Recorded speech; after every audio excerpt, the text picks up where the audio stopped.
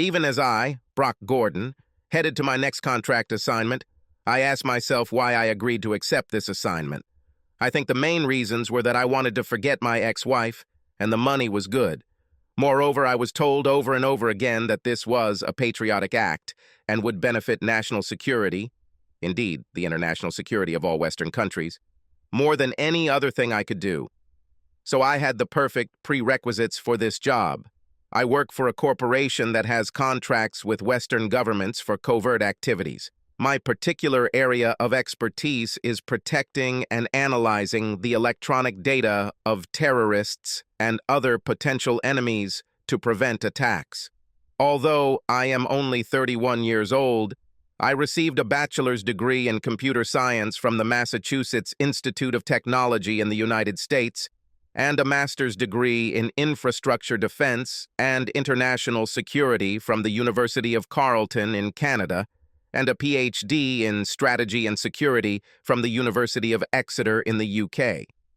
The work was to last approximately a year, the estimated time it would take to do what was needed, in a remote location in British Columbia, Canada. Most of those employed were American, Canadian, British, and German military personnel, although there were a few other private contractors. There were about 30 employees in total, 20 of whom had higher education and real experience in security matters, especially in the fight against terrorism. The technological equipment was equipped with the latest technology. Since the entire program was secret, workers who had wives, there were no married women workers, and even children took them with them. Nobody ever wore a uniform. The facility, as far as the neighbors, about 100 local residents knew, was intended for Bitcoin mining, although if any of them had actually looked into the situation, no one did in my time, they would have seen that the facility does not consume much electricity, like Bitcoin mining, and it didn't make as much noise. Although literature about the facility suggested that the reason for the facility's relative silence was due to advanced soundproofing technology that had never been used before. All workers worked in turns, so that there were always at least 7 people working on site. Most of the workers were very friendly, and we often had 10 or 12 families at a time. There was no attempt to ostracize single people, male or female, like me. After about a month, I got into the work and felt it was worth it, and we were making progress and had already prevented one terrorist attack in the UK. However, I noticed that most of the 14 wives present seemed to be bored. Although they had a social club and gym for sports, and those with children and some without children helped out at the local understaffed elementary school, they had no opportunity to work or gain significant satisfaction despite the evening cinema and parties. There was one thing I didn't like about this situation. In fact, that's putting it mildly. There was one thing about this situation that was driving me crazy. There was not a single woman who attracted me. The single women who worked with us were very competent and intelligent people, but I was not interested in them because they were plain or downright ugly. I was very friendly with them, but did not experience any sexual attraction to them. Among approximately 1,100 townspeople, there was also not a single unmarried woman who scored more than 5 points on a 10-point scale. It seems like all the decent and attractive single women have moved to Vancouver or another major city, although some have actually married local guys. Due to the remoteness of the location and the length of the workday, there was no way to get the opportunity to travel unless one had 4 days off in a row, which rarely, if ever, happened. Given my situation with my ex-wife and the need for camaraderie among my colleagues, I had no intention of chasing their wives. None of the wives dressed provocatively, because this was not the place, although during the first month I did see half of them at the gym when I worked out, and the ones I saw had good figures. In fact, I felt embarrassed that I was keeping track. Of the 14 wives, I would say that all of them had faces that were a 7 or higher on a scale of 10, and bodies that were as good as they could be determined since bikini competitions was not carried out, at least by 8 points. About 6 weeks into my work in a remote part of British Columbia, I had a very good day. I was almost single-handedly responsible for investigating a terrorist attack in Toronto that was quickly stopped by Canadian authorities. But when I got to my small detached house around 10 p.m., for some reason, the lack of sex hit me hard. I went online and checked one of my email accounts. Besides the usual unsolicited requests and a few short notes from friends and family, there was one with an unusual name. I would have thought that this might be typical spam if the title, Mysterious Local Sluts, had not intrigued me. I clicked on it. Of course, I would never click on the attachment, a surefire way to infect your computer with a virus. And obviously, the email writer knew this because all the information was in the body of the email. There were 6 photographs. All featured frontal shots of naked women with face masks and matching blonde wigs. The words were straightforward. Local mystery sluts available for the right man. Must be single and know how to please a woman. Sexual satisfaction must be mutual. The following opportunities are available next week for slutty girls in photos AF. Price to be agreed upon prior to service. Our girls do not show their faces and don't reveal their identity. Don't flirt and don't talk much, but they love sex. Fill out the questionnaire. No names. This was followed by photographs with dates and times. The only thing required in the form was applicant's address, price range, letter to the slut, date and time of contact, desired amount of time. I pondered for at least half an hour, scrutinizing the photos and wondering if this was a fake, a joke, a potential disaster, or a way to shave off my horns. As far as I could tell from the relatively small photographs, to my taste, the women in photographs A, D, and F had body types of 9 to 10, and the women in photographs B, C, and E had body figures of 8 to 9. In other words, they all suited my needs to the highest degree.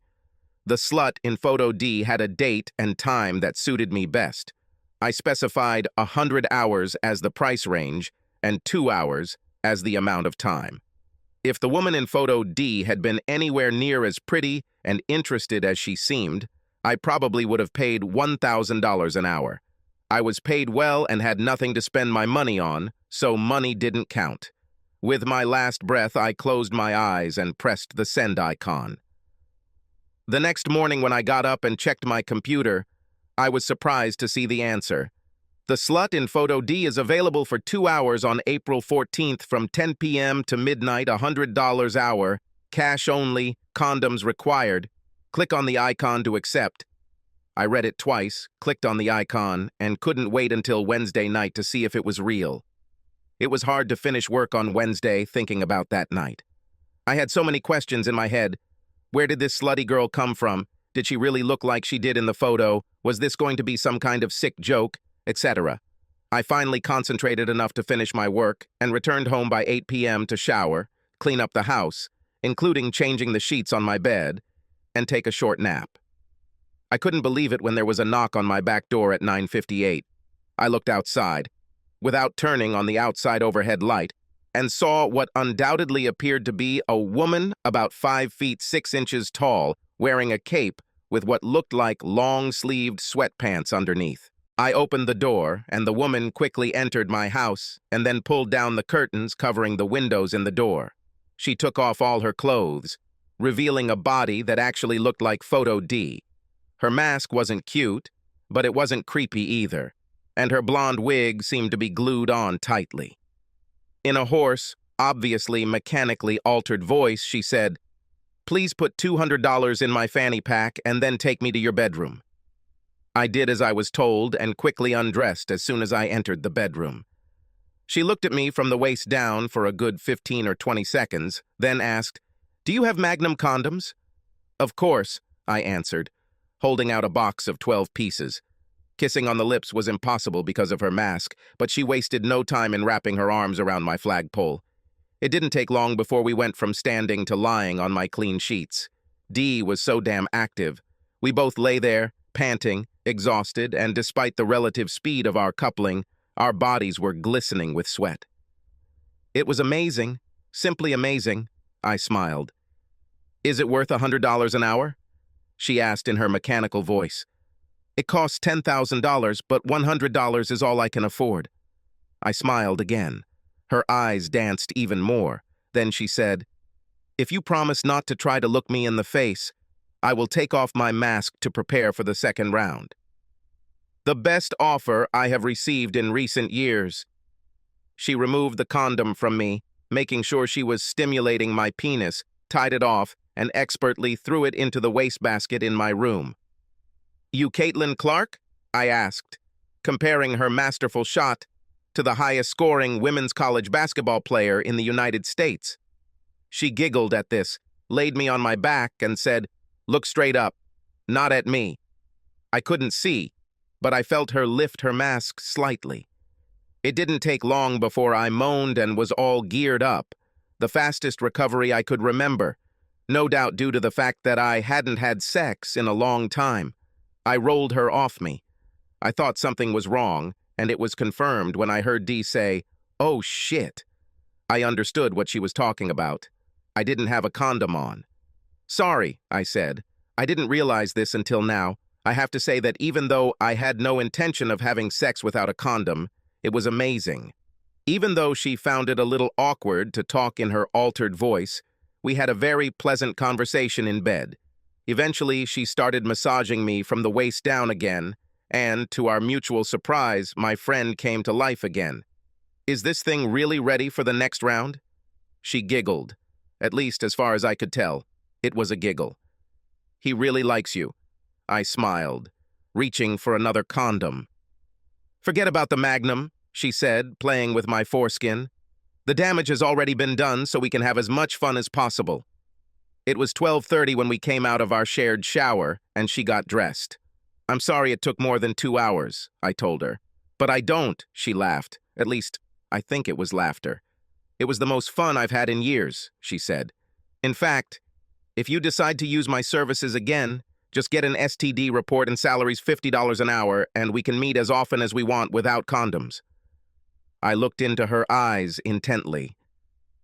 "I would like to kiss your lips," I growled. "Maybe someday," she answered, stroking my cheek. For the first time since I arrived in British Columbia, I went to sleep a completely satisfied and happy person. Visions of our extraordinary sexual relationship played pleasantly in my mind. After my experience with Dee, since that was when my schedules coincided with the opportunities they noted in revised, the email I received every week used C, A, F, B, and E. They were all very different from each other, but each was fun and sexy in its own way. What they all had in common was sexual tension. Given what Dee told me when she left my house, I quoted $50 an hour and 2-hour sessions as my price and time, without any backlash. Everyone seemed to be happy with this arrangement. In short, all 6 of them were great. After 2 weeks of dating others, I finally found a time that worked for Dee and I. I booked it immediately and went to get tested for STDs after my last hookup with the last of the 5 other whores. My second encounter with Dee was even better than the first, something I had thought unlikely, if not impossible. Not only was the sex amazing, the best of my life, but I really felt connected to her, and I think she felt connected to me. Over the next 4 months, my life changed from the longest period of sexual lull of my adult life to the most varied and intense sex I had ever had. I had at least 3 meetings a week with one woman or another, and as many with Dee as possible given our schedule. I'm not sure of the exact date or why, but I suddenly felt like I had to know who these whores were. I think it was after Dee left one night that I realized I might be in love with her, even though I had never seen her face or heard her real voice. Once I came to the conclusion that I needed to find out who they were, I felt like a bloodhound. At every party or event I went to, I would scrutinize all the women there. I would give a gift, usually jewelry, to each slutty woman as they left my house. The ones Dee had were expensive, hoping that they might slip up and wear them to an event. And I've even used my computer skills to hack into the HR information of all the employees' wives. I did identify C as the pretty Debbie Ritchie, the wife of one of my colleagues. I saw her at the gym, where you could tell her body type pretty clearly. Her reaction to me when we talked also gave away. She was too friendly and smiling when we talked, although I didn't seem to know her very well, outside of my bedroom. She also didn't see me sneak a glance at her as she walked out of the gym wearing street clothes and wearing one of the bracelets I gave her on her left wrist. Although I never told Debbie that I knew who she was, my discovery led me to believe that all 6 mystery whores were the wives of my colleagues, or perhaps the wives of the townspeople. What drove me crazy was that I couldn't really identify the other 5 except Debbie, especially since A had huge breasts, and especially D, since by then I knew every inch of her body better than any other woman in my life. After 2 months of fruitless searching, I decided to just enjoy life and forget about it. I only had about a month left on my contract and had already been given another assignment when I heard through the grapevine that 2 of my colleagues were having marital difficulties. As stated earlier, life was not easy for the wives as they had little to do. I came to the conclusion that Mysterious Ludes was created specifically for titillation. Soon after I became aware of the 2 cases of marital disharmony, I had another session with D. D had always been known for her unrivaled sexual zeal, but this time she outdid herself. When we were well advanced again after the 2-hour session for which we had been contracted, she sat me down on the sofa in my living room.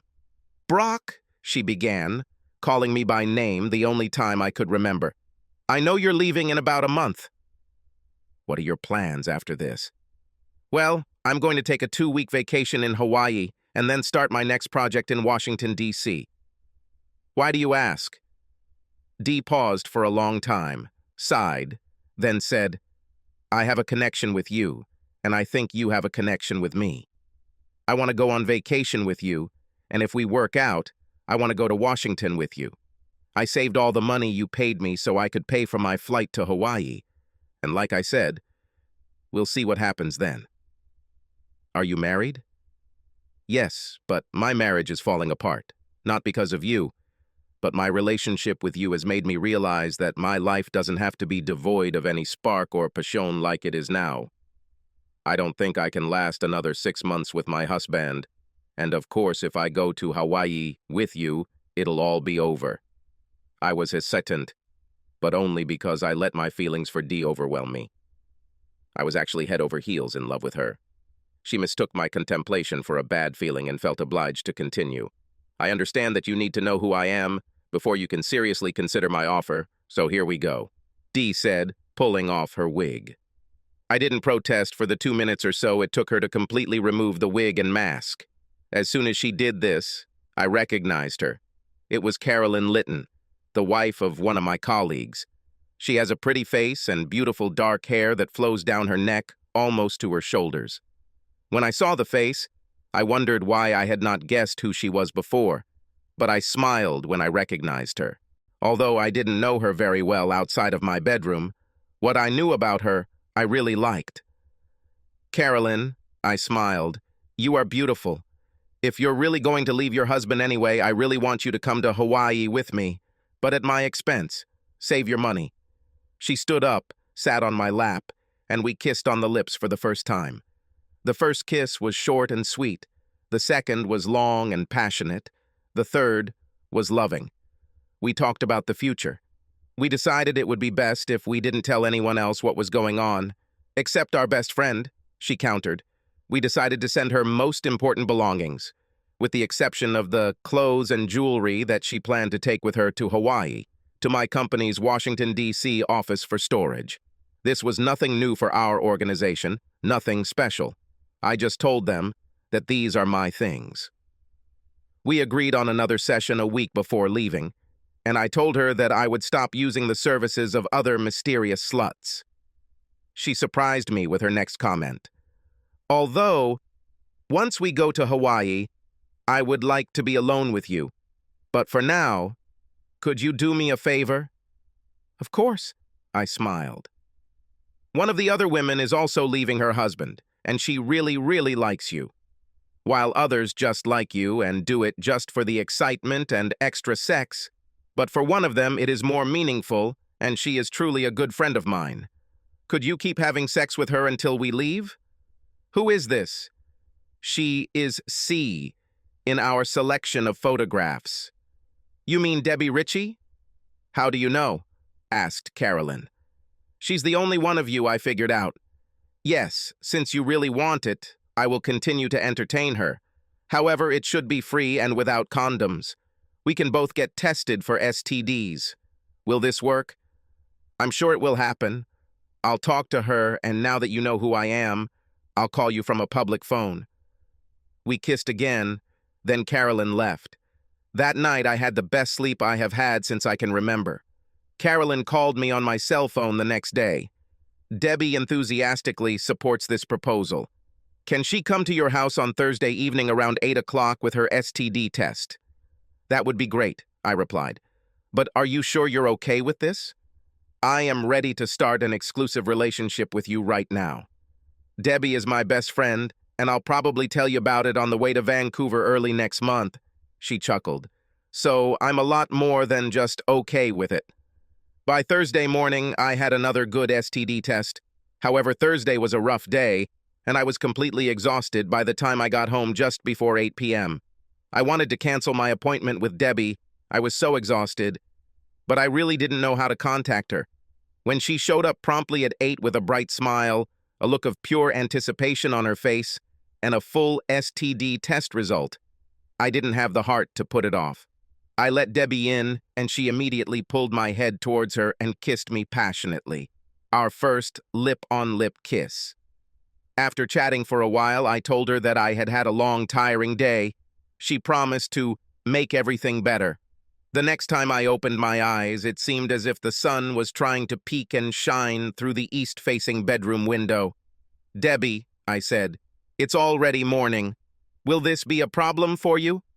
Debbie moved away from me and took the watch from the bedside table next to her. Hell, it's 6:42 and Rick gets home from his night shift this week around 6:20. But I feel so good that it's worth it, she continued, trying to force a smile. She jumped out of bed, took her cell phone out of her purse, and checked her messages. Suddenly, her expression changed from worried to happy. Thank God, she grinned.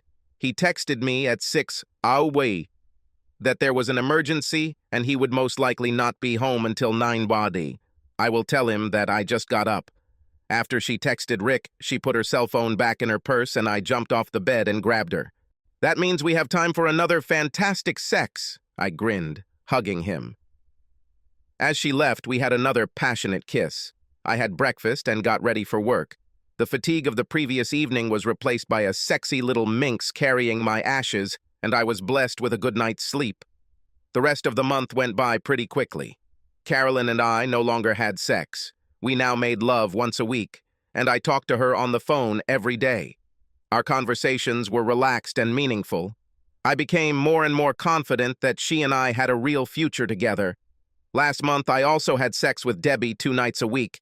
It was purely recreational sex, and very good sex at that. She was the only person who knew that Carolyn and I were going to Hawaii together and trying to form a long-term relationship.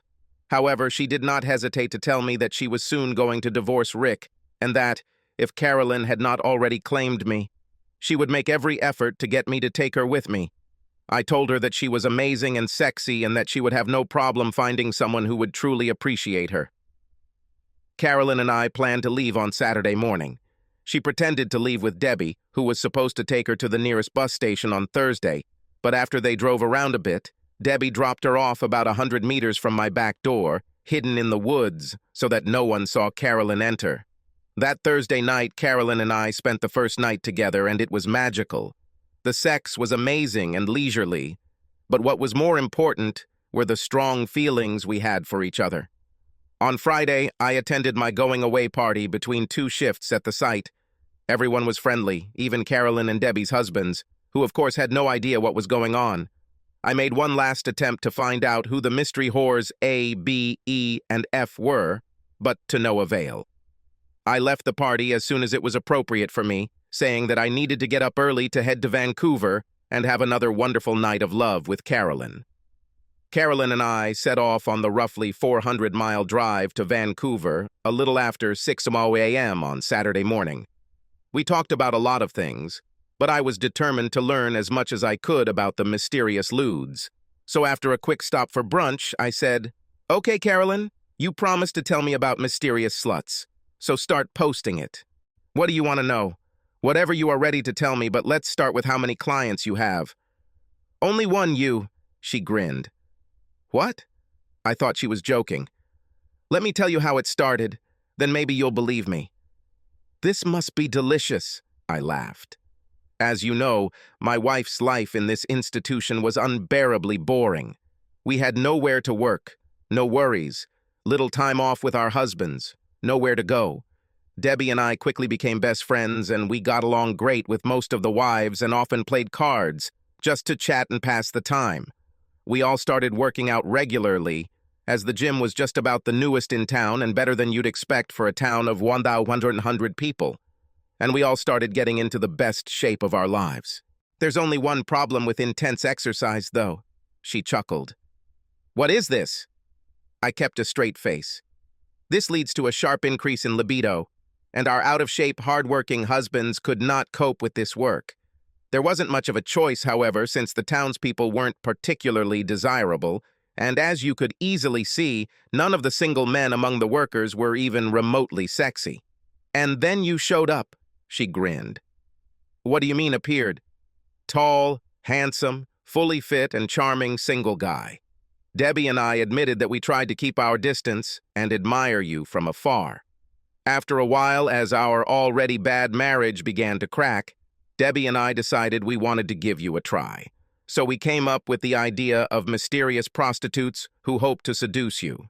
We decided that we wouldn't look legit if it was just the two of us, so we felt out the others very, very carefully. A, B, E, and F were the only ones to whom we revealed our plan, because through our research and discussions, we had concluded that the other wives would not be interested in us, or we did not trust them. Surprisingly, A, B, E, and F all agreed, as long as either Debbie or I contacted you first and told you if it was worth it. "Are you going to tell me who A, B, E, and F are?" I asked, wiggling my eyebrows. "Hell no," she laughed. "They would have killed me." "Well, let me ask one question about them, though. Although I'm not really surprised that I never found out who B, E, and F were, I am annoyed that I was never able to find out who was given those bulging chest balls like A," I started, shaking his head again. "Pervert," she laughed. "Okay, I'll tell you about it.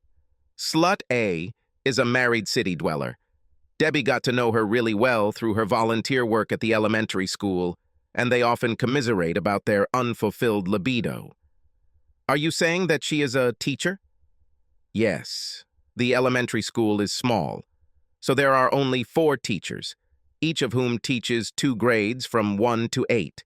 And after that, the children have to take a bus 3 days a week to the high school, located 30 miles away, and 2 days to study online. She is a 3rd and 4th grade teacher.